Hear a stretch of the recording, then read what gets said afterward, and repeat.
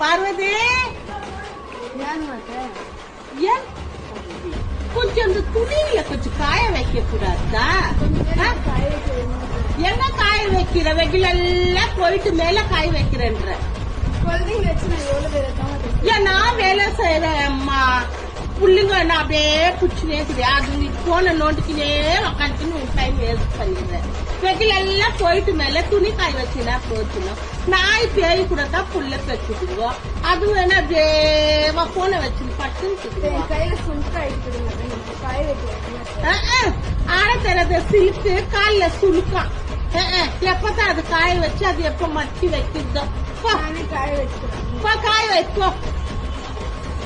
நல்லா வாக்கப்பட்டு ஊர்ல உலகத்துல எவ்வளோ மதிமவளுங்க வரச்சுங்க வீட்டுக்கு.